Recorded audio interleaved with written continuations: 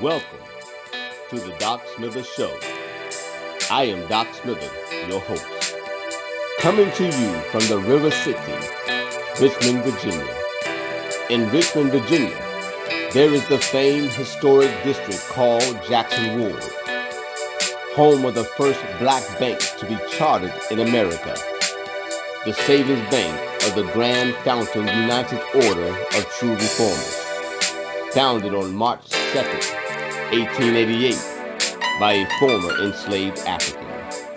Virginia, the home of a well-known African-American, retired NASA astronaut and NFL football player, Leland Devin Melvin. Virginia, the birthplace of the three-time gold medal gymnast, Gabby Douglas. Born in Newport News, Virginia, Gabby Douglas was the first African-American to claim gold medals in both the team and individual all-around events, and the first African-American to win the all-around title. I think you're picking up what I'm putting down. Gratefully and willingly, bringing to you, the listener, unbiased, unadulterated, unabated information. Keeping it real, relatable, and sometimes raw.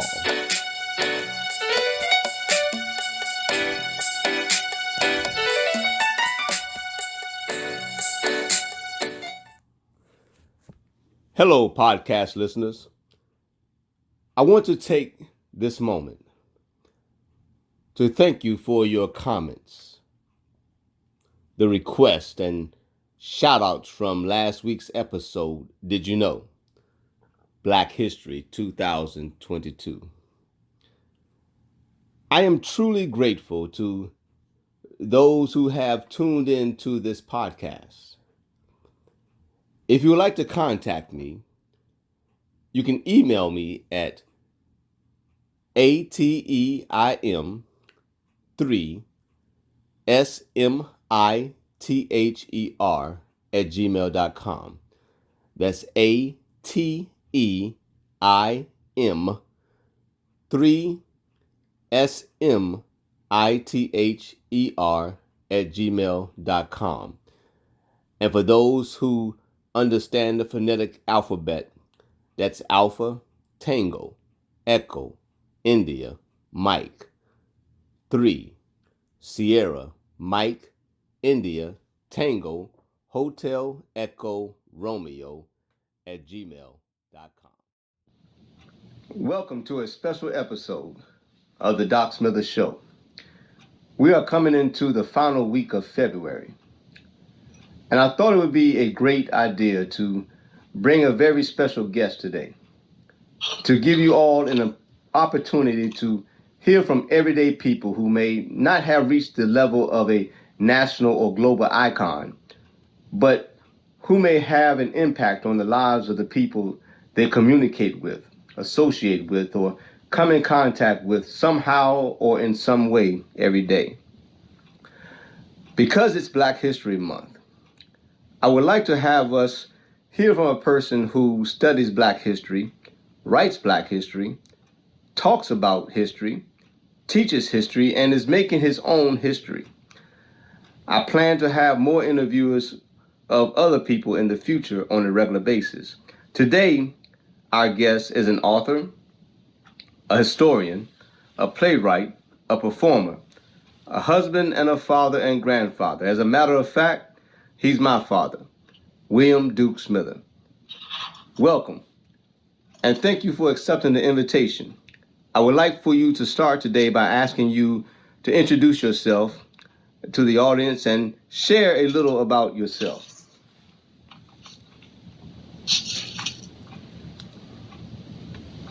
Well, I'm your daddy. And it's been a long journey for my writing, but my name is William Dubois Smither. Most people know me by the nickname Duke, so that's William Duke Smither. My Frankfort, Kentucky, and a longtime resident of Richmond, Virginia, following my military service. Mm-hmm. I retired from Dominion Virginia Power, which is now Dominion Energy, quite a few years ago. All the while, I did a little research and writing in Black history, studied Black history, started out in journalism at VCU, switched to business courses at night, the year that you were born, really. So it's been a long journey. Okay, right. Good. When did you first realize you wanted to be a writer? Probably around the age of 6 or 7 years old. That's when my grandmother's sister, we called her Aunt Ada. Mm-hmm. She used to come visit us in Kentucky from the coastal low country in Georgia. She used to share some rather colorful and sometimes even frightening stories about our people's history. Now, what that made me do, it made me pore over a lot of the old so-called colored newspapers, Mm-hmm. wherever I found them. And we didn't have a subscription to those papers in the home, but I was able to find them in the basement barber shops and some of the black stores that we went to. And so black people had a way of sharing Right. those newspapers, and that was Right. in addition to the popular Jet and Ebony magazines back then. Now, Aunt Ada always spoke about our history with musical flavorings. Okay. I'm not sure she was really Gullah Geechee herself. I know she lived down in that area, Mm-hmm. because she would always tell stories about some of those areas and connect them with our people. But sometime later, she moved to West Virginia. She would still visit us, so I was always confused about where she was really from.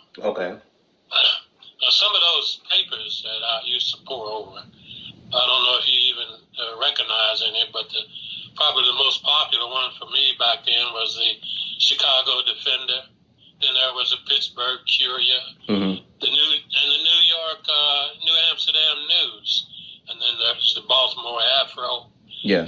Especially after reading the sports stories by an old reporter it was a sports reporter by the name of Sam Lacey. He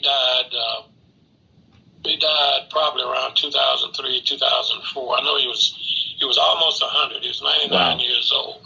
That's remarkable. And Sam had a great influence on integrating Major League sports.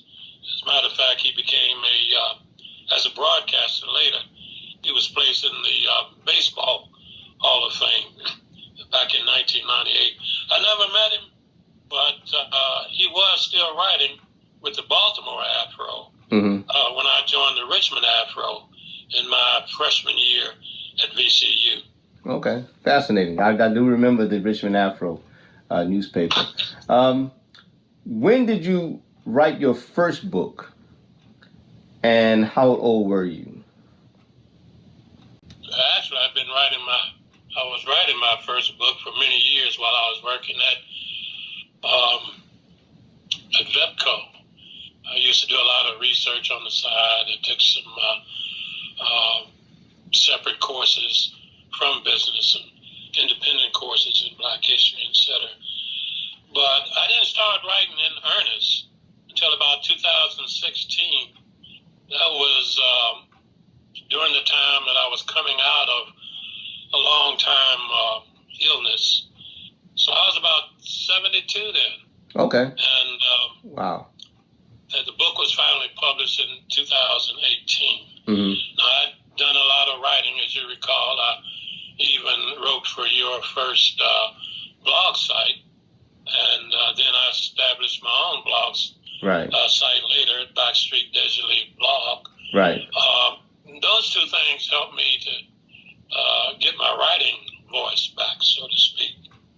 But the first book published in 2018. The name of it is Backroads to Bethlehem, Odysseys of the Maroon Warrior. That was the first book in a trilogy on Western Hemispheric maroonage and resistance to colonial slavery. I wrote a second book, recently published, and I'm still working on the third, hopefully to be published in the not too distant future. Okay, and are those books series? Will they be books yes, they connect with the Maroon family. The one that was published in 2018, Backroads to Bethlehem, Odysseys of the Maroon Warrior, that was not only my debut novel, but that was the first book in the series. The second book was published early this year, really on December 30th of 2021. And it, of course, is the new one, which you've probably seen online. Yes. Passages to Saint Domingue. Yes. Jacoby's Journey. That takes up where Backroads to Bethlehem left off.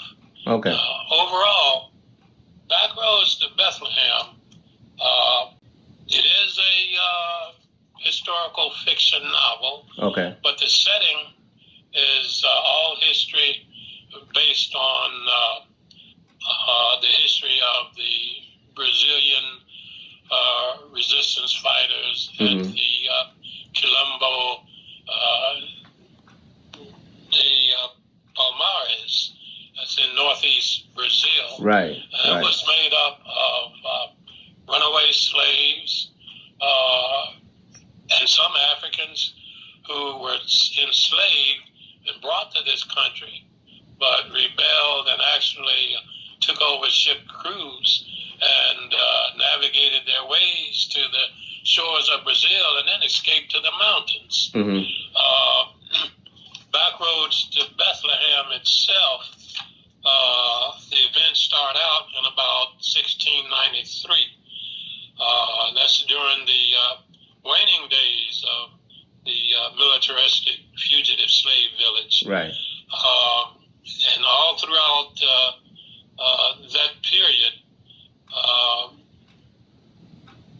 those Africans and the runaway slaves had united with the indigenous Taino Indians. Okay. And other West African tribes. So the whole book is about that sort of a relationship, but it's primarily in Brazil. Brazil, and then later, the second part of that book takes up in Jamaica. Okay. Both of these books, and the third one too, are really two books in one. Probably contrary to conventional publishing wisdom. I know it's an ambitious read. Both are about 400 pages or so. But I meant for it to be an ambitious read. There's a lot of information in that book for young people, older people, and people of all kind of races. It tells a realistic story about our history, and it's not Eurocentric in order. That was the primary purpose. Right. I wanted to tell our story, which has been mistold all over the world for many years. And my operating premise is a quote that I learned years ago. It's an ancient Nigerian proverb, probably Igbo in nature, and it says, until the lion tells his side of the story. Yeah, I know that one well. The tale of the hunt will always glorify the hunter. And that's been my operational premise the whole time I've been writing. Right. Beautiful, beautiful. Actually, that kind of answers one of the questions I wanted to ask. The next question I have for you is, where did you get your information or your ideas for your books?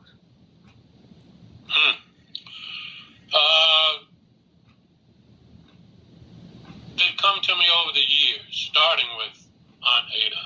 Mm-hmm. And then other people in the family, my grandmother and grandfather, they were farmers up in Ohio.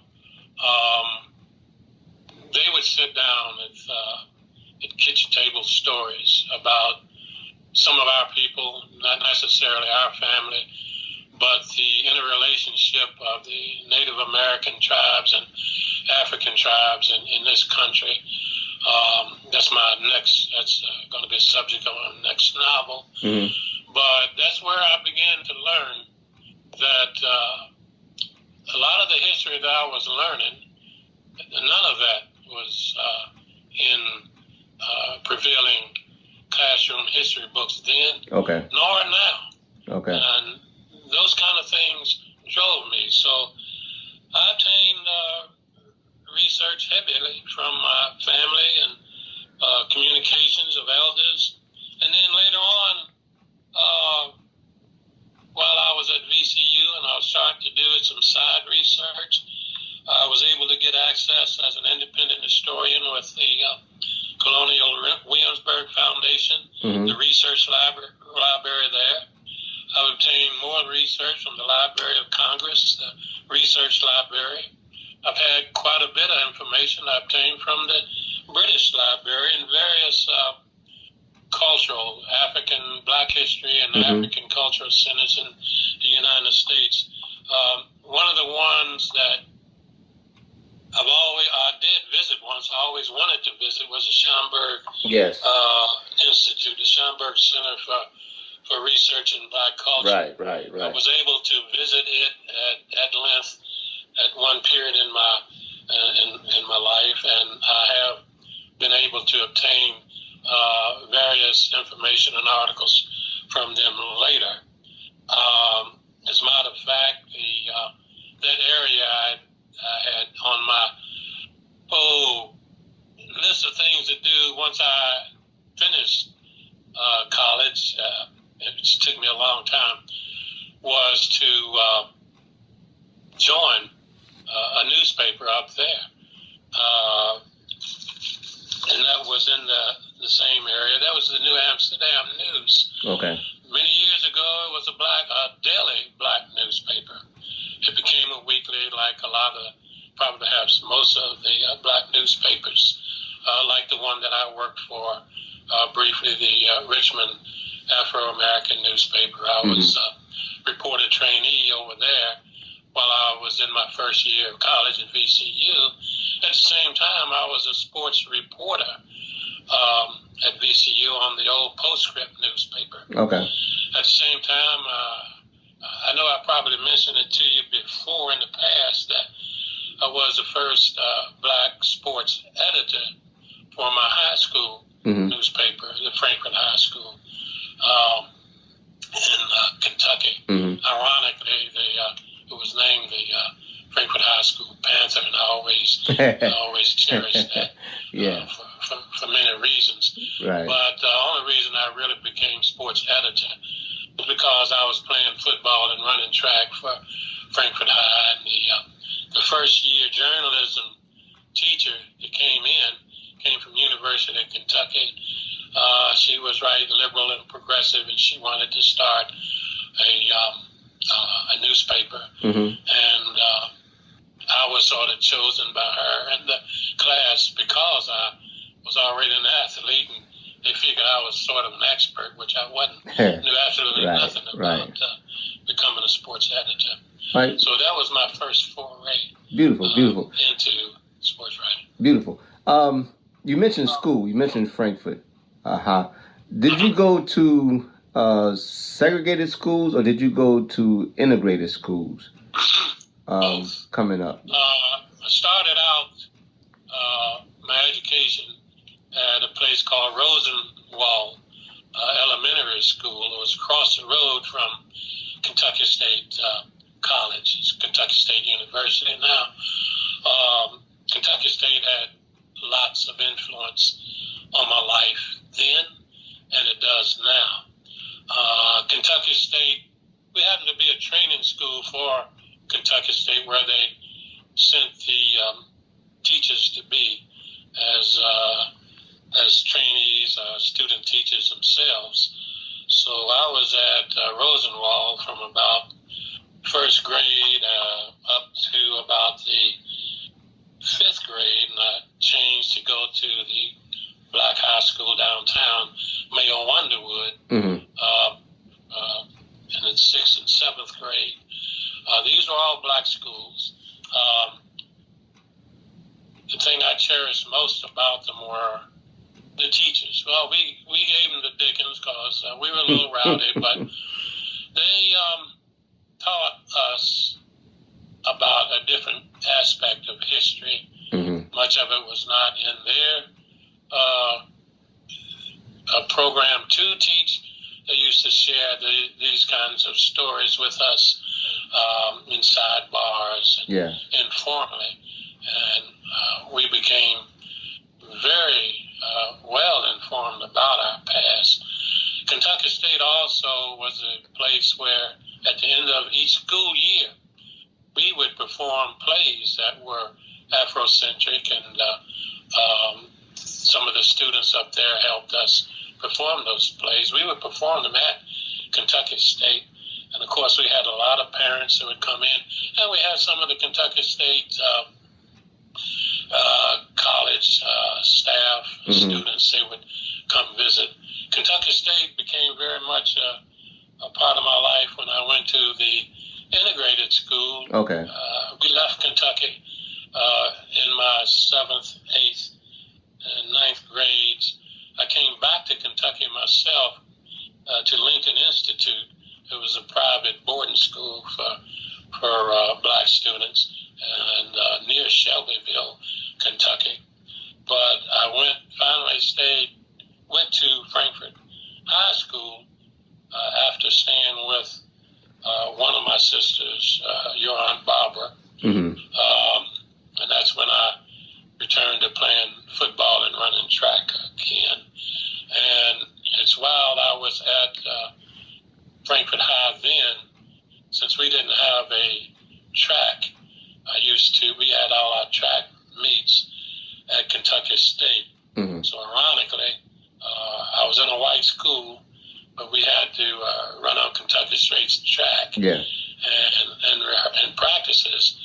I used to practice with a lot of the middle distance runners from Kentucky State, and that helped me out a lot.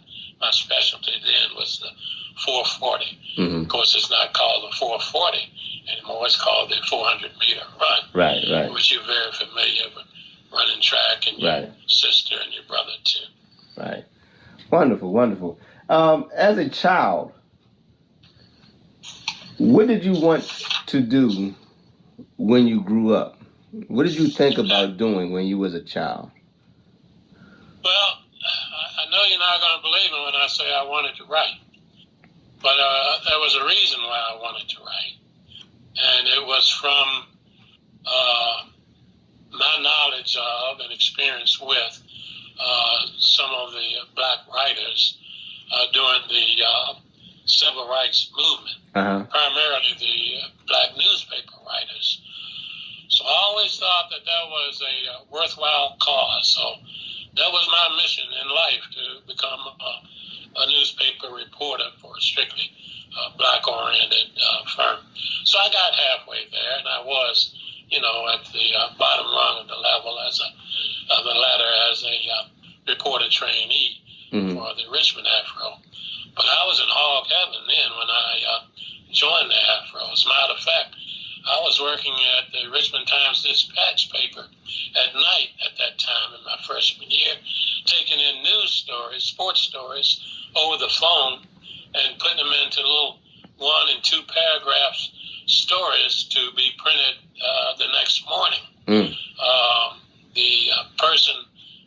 The person who I was under then was a guy by the name of Bill Millsaps. And the reason why I was impressed with Millsaps, he was a good writer, sports writer, but he was born in the same city as my mother was, Chattanooga, Tennessee. Okay. At the time, that was all I knew about Bill Millsaps. This is a white guy, but he was very adept with sports writing. But I only worked for him briefly. And then I decided, for many reasons, that I didn't think the long-term route for me at the Times-Dispatch was a viable one at the time. So I just marched across town to the Richmond Afro and introduced myself to the then managing editor, Ray Boone. Mm-hmm. Ray Boone and Ray Boone's writing has had a great influence in my life. When I first met Ray Boone, I get a little emotional now about it, but yeah, he died a few years back, 2003, I believe. I went to his funeral. But Ray was a powerful man with a written word. We didn't hit it off too well my first day when I went in there because I was from the Richmond Times-Dispatch. Mm-hmm. And he had a thing against the Times-Dispatch, which took me a while to understand. Okay. And I fully appreciate his viewpoints. But I learned a lot about the written word and the power of the written word through Ray Boone. He sent me on some ambitious assignments. When your mother became pregnant, I knew that I had to make a choice because she was going to have to stop working. And me and my heart hit itself at the time. It sounds strange, I know.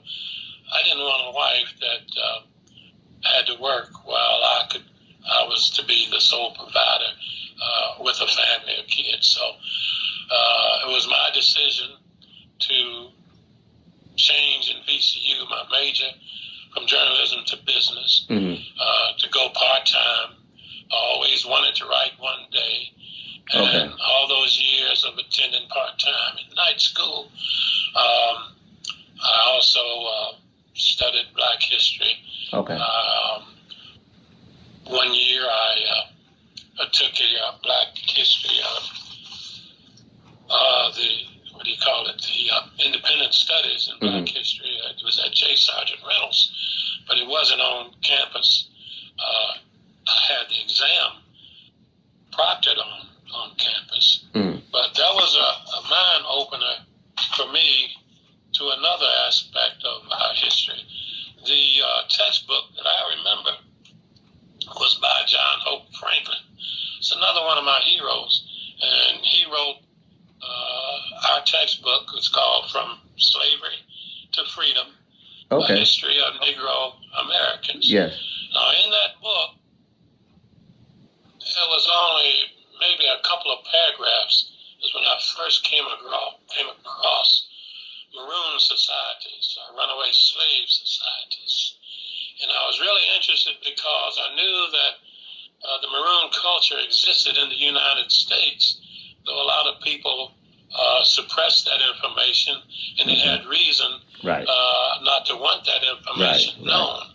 But there was a lot of examples of Maroon societies that dotted the perimeter of plantation life all up and down the East Coast, and especially Colonial Williamsburg.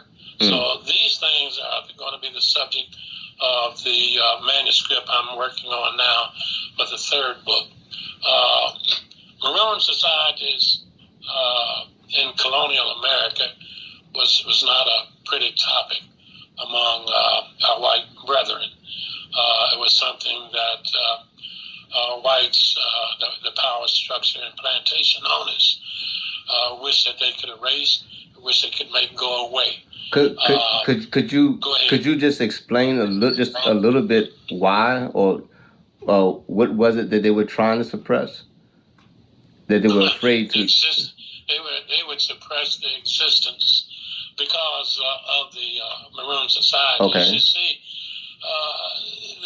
these Maroon villages, and they weren't that organized in this country as villages. I would say they were roving clans of runaway slaves. A lot of them resided in the Great Dismal Swamp, an area that I traveled through many times while I worked for VEPCO up and down Route 17, where a lot of these bands of runaway slaves would hide in the swamp, so deep in the swamp in areas that normal people did not want to visit for many reasons. But they survived there, and they also would raid some of the plantations for food and ammunition, etc. Later, it's a long story, and I'll detail a lot of that and later in the book. Beautiful. But they were also suppressed because they were antithetical to what colonial white America wanted to teach this country about Black Americans. These runaway slave communities, the Maroon societies, were militaristic. Yes. And this is something that the white community colonials wanted to suppress. Wonderful. So in other words, slaves, runaway slaves, were always fighting. They weren't docile at all. They weren't the type of people just because they were subjugated on plantations or enslaved, that a lot of us think that they just gave up and just lived life as slaves. But there was many people that rose up in militaristic community, and the African community. In this country, of course, most people look at our communities as Black, and everybody else is white or something other than Black. But among Blacks, especially older folk, you will see that for years, down through the ages, we refer to ourselves from some of the clans that we come from, whether it be great Black civilizations, the various tribes. Those are the things in ancient African history that have also been suppressed. These are the ancient African kingdoms were some of the reasons why I sought out independent studies. One year, I went to Virginia State, audited a course in ancient African history. This was after I finally graduated with a BS degree, which really came through the continuing education program at St. Paul's College. The next year, I went to take a course in ancient African history at Virginia State, and I audited it, so I didn't get any credit for it, but neither was I looking for credit. I was looking for more information. I was sitting in class with students that I had coached in the track clubs here in Richmond. Some of them were now then students at Virginia State, so it was an interesting time with me, but I learned a lot. All right, wonderful. And I felt like I did with Kentucky State. Virginia State, to me, I felt more at home there than I did at VCU. And I've always felt a part of Kentucky State, though I never attended Kentucky State. All right, wonderful. Being that this is Black History Month, we're going on the last week of Black History Month, and in schools, many of our students hear about Martin Luther King and Rosa Parks, and we talk about Ruby Bridges, and I know that you're just a little bit older than Ruby Bridges.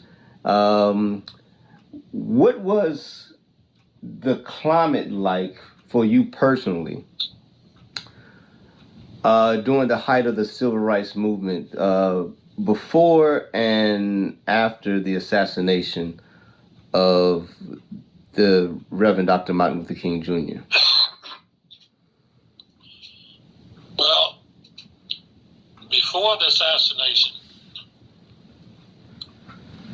I was, of course, in the Navy. And during those years, I should say, even before the Navy, when I was in high school, which was the start of the school integration in Kentucky. When I came back to Frankfort, started at Frankfort High, only as a junior. Frankfort had been integrated only for about 3 years or so. So there was a period of hostility in the air between some whites and some blacks playing ball and going away. As I used to tell y'all, you and your brother and sister, all of our away games were away in various parts of Kentucky. Yes. All of your away games were right here in Henrico County. Right. So I had a different perspective of playing ball in some hostile territories. But only because of some of the older blacks in the neighborhood, some of the older students, especially elders in the church who used to tell us and preach to us that we couldn't fight back because of the atrocities we were going up against, because it would have a profound impact on other black students afterwards. So we were taught nonviolence. I never really considered myself nonviolent, but I credit the elders with being able to temper our behavior. I guess it was one of the reasons why I love playing football so much. I played both offense and defense. And in my senior year, there was only 2 black members of the Frankfort High Panthers, myself and Philip Douglas. My junior year was 7 of us, but most of them graduated. But when Philip and I played, and we received our share of nasty behavior, but I was always strengthened. My resolve was strengthened when I played defense. And I used to swear, Philip and I both used to promise that when we were on defense, we'd be able to get a little revenge. So I was able to hit a little hard, and I was known for hitting hard. And but it was legal, even though we played on the football field that they used to burn crosses about a mile away. But that kind of stuff only strengthened my resolve, and I got even on defense playing football. But those are hostile times. Yes. I could tell you a lot about some other incidents, but it would take a long time. Understood. Wonderful. Now, I would say while I was in the Navy, 1963, my first sea duty was on an ammunition ship, the USS Mazama.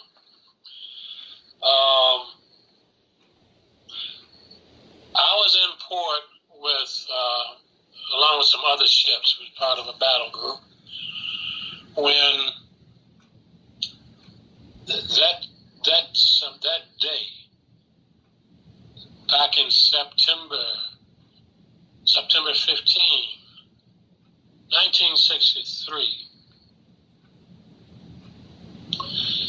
That was the morning of the bombing at 16th Street Baptist Church, Birmingham, Alabama. That left an indelible mark on my mind for the rest of my life, partially because one of the young girls that died there had the same name as one of my cousins. My cousin, of course, was a young lady in Frankfort, Kentucky. Her name was Addie. one Addie Collins, one of your cousins. Of course, one of the victims of the bombing was a little girl by the name of Addie.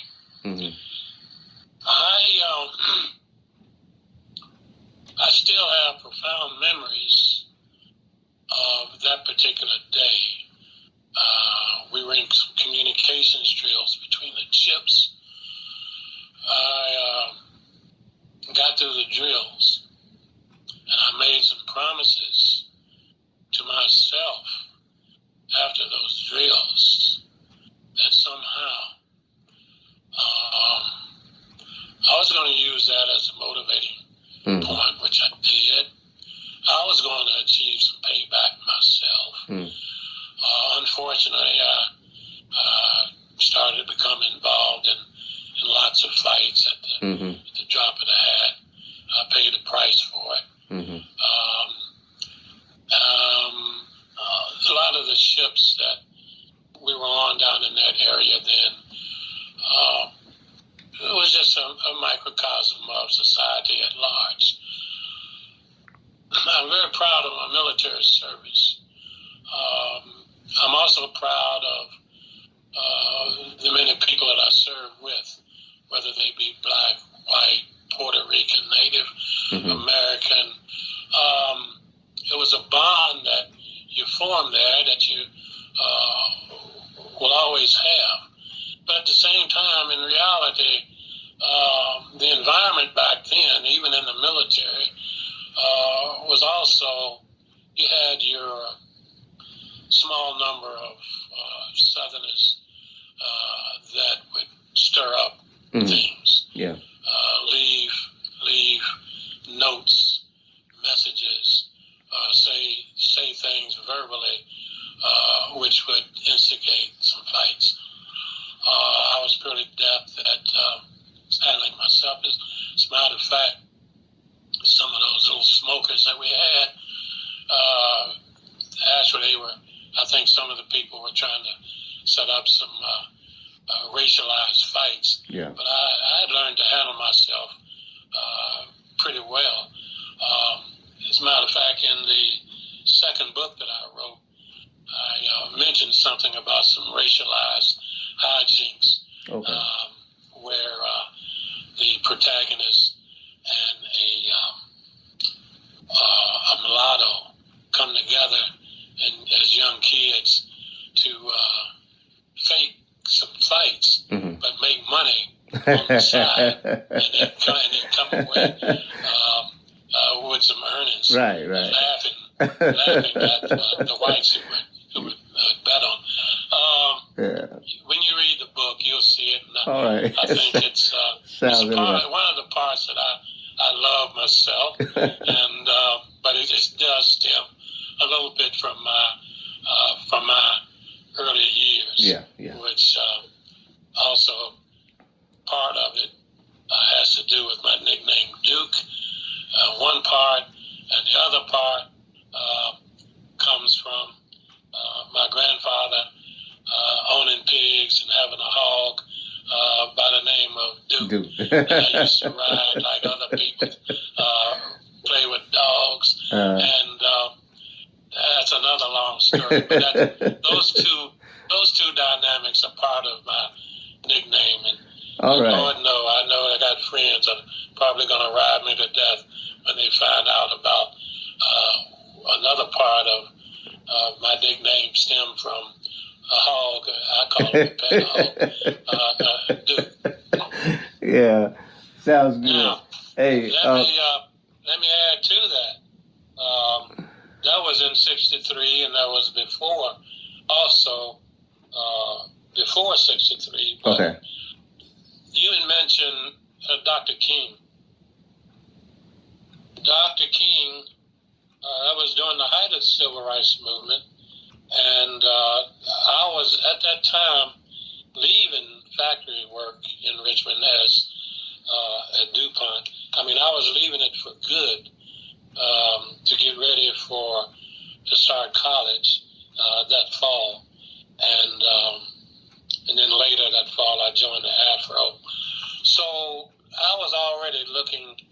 at the civil rights movement a lot different than some of the young white reporters that I trained with at VCU.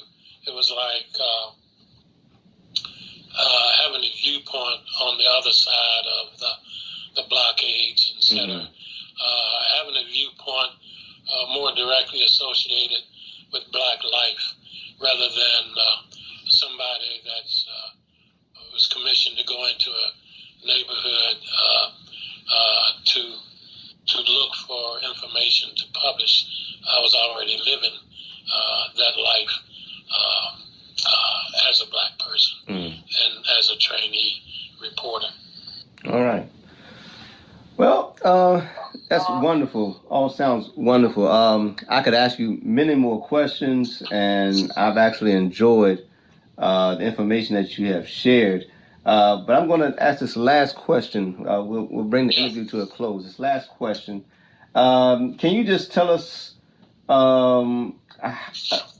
how individuals can order your new book and also your current book that's out, your new book, and also give us information about your website or your blog page that you have? Okay. I've recently consolidated my blog site into a new author's site. The old blog page, backstreetdesertlee.com, people can still access it, and all of the old blogs are still there. However, I do have a note on that site for announcing the new author's website. That new author's website that I have is, and people can Google it, and the name would be authorwilliamsmither.com. It's an author's website, so that's at https://authorwilliamsmither, all run together, .com. And you can pull that site up. I'm listed as a historical novelist and author. Now, all of the books can be, information on all of the books can be found at that new website, which has a direct link to Amazon website, online retailer. Both books can be directly purchased from my website with the link back to Amazon, or going directly to Amazon, and also Barnes & Noble directly. It's also available at a lot of other online retailers. I'm sort of backdooring the marketing effort. I've only recently begun to market the books, primarily with the second book, Passages to Saint Domingue. There's a book trailer out on it. I've had some nice reviews, but I've done a lot already with the second book that I did not do with the first book, Backroads to Bethlehem. So at some point soon, I'm going to sort of rededicate some images to make Backroads to Bethlehem come alive again. All right. But I think in reading the new book, people will automatically want to read Backroads to Bethlehem. Both are ambitious reads. Yeah. Well, thank you. That concludes this interview. I appreciate it. I hope to have you back again one day to share some more information and some of your experiences. I know that, like I said again, I've enjoyed it, and I've learned a lot that I didn't know as well from this interview session. So again, we thank you, and we'll make sure to put your information up on the screen for the listeners to get in contact with you or either to purchase your books. All right. Well, I appreciate that. Thank you. You're welcome. Thank you. Thank you for listening to another episode. To see success is to know success. To know success is to live it while obtaining it. to achieve success starts by freeing ourselves and our children from victimhood, to being victorious one step, one day, one challenge at a time. So that does it for this episode. You can also view my videos on YouTube at my YouTube channel, Doc Ken Smither. Many thanks to you, esteemed listener. Another exciting and informative episode will be coming up next Saturday. Stay tuned. And I will leave you with these words quoted by James Farmer Jr. in one of my favorite movies, The Great Debaters. We do what we have to do so we can do what we want to do. Until next time, I've been your host, Doc Smith.